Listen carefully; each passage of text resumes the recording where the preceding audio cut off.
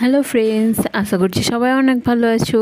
তো আজ আমি বানাবো ওই গলদা চিংড়ির কষা বা ঝালও বলতে পারো। তো প্রথমে গলদা চিংড়িগুলোতে স্বাদ অনুযায়ী নুন আর হলুদ গুঁড়ো দিয়ে ম্যারিনেট করে রাখতে হবে 10 মিনিট। আর চিংড়ি মাছে কিন্তু অনেক নোংরা থাকে, তো চিংড়ি মাছগুলো খুব ভালো করে কেটে ধুয়ে পরিষ্কার করে নিতে হবে। এবার কড়াইতে পরিমাণ মতো সর্ষের তেল দিয়ে চিংড়ি মাছগুলো এপিট ওপিট ভালো করে ভেজে নিতে হবে। আর হ্যাঁ, চিংড়ি মাছগুলো কিন্তু বেশি ভাজবে না, তাহলে আবার শক্ত হয়ে যাবে, হালকা করে ভেজে নেবে। আর আমার চ্যানেলে কিন্তু অনেক চিংড়ি মাছের ভিডিও আছে, তোমরা চাইলে দেখে নিতে পারো।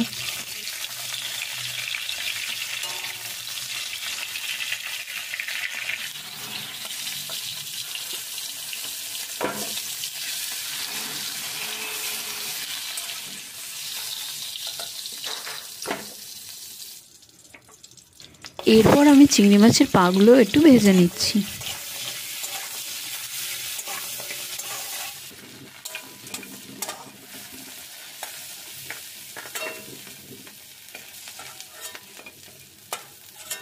এবার চলো রান্নাটা শুরু করা যাক। আর কড়াইতে আরেকটু সর্ষের তেল দিয়ে নিচ্ছি। এবার ফোড়নে দিয়ে দিচ্ছি তেজপাতা আর শুকনো লঙ্কা, আর দিয়ে দিচ্ছি অর্ধেক কুচনো পেঁয়াজ। এবার এটা একটু ভেজে নেব। আর দিয়ে দিচ্ছি সামান্য একটু চিনি, এতে কালারটা খুব সুন্দর আসে। পেঁয়াজটা একটু ভাজা হয়ে গেলে এতে দিয়ে দেবো একটা পেঁয়াজ আর কয়েকটা কাঁচা লঙ্কা বাটা।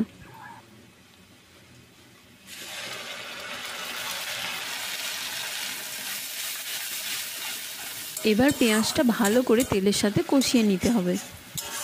পেঁয়াজটা কষানো হয়ে গেলে এতে দিয়ে দেবো আদা রসুন বাটা। এবার আদা রসুন আর পেঁয়াজটা ভালো করে কষিয়ে নেবো যতক্ষণ না এর কাঁচা গন্ধটা চলে যাচ্ছে।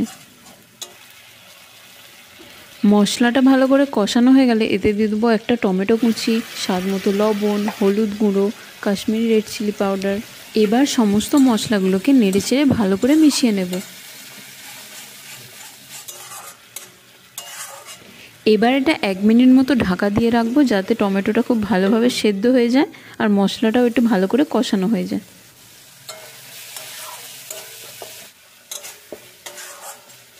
1 মিনিট পর দেখো মশলা থেকে তেল ছাড়তে শুরু করে দিয়েছে আর এটা খুব সুন্দরভাবে কষানো হয়ে গেছে। এবার এতে দিয়ে দেবো পরিমাণ মতো জল। খুব বেশি জল দেবো না, তার কারণ এটা একটু কষা কষা টাইপের হবে।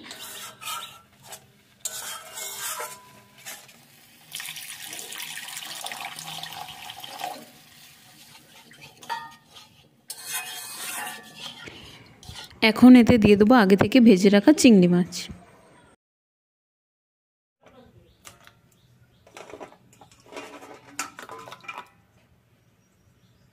মাছটা দিয়ে 5 মিনিট মতো ঢাকা চাপা দিয়ে রেখে দেব। ঢাকাটা খুলতে দারুণ একটা স্মেল বেরিয়েছে।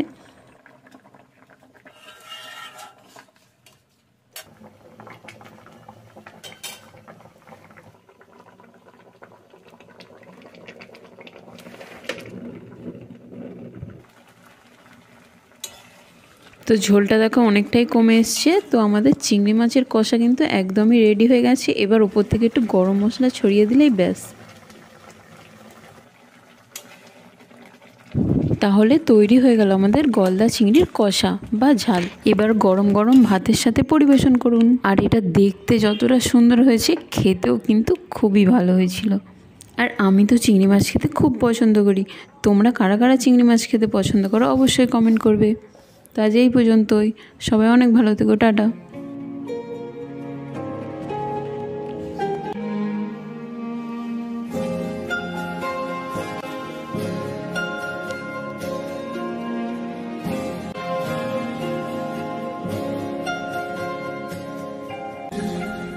এমন এভাবে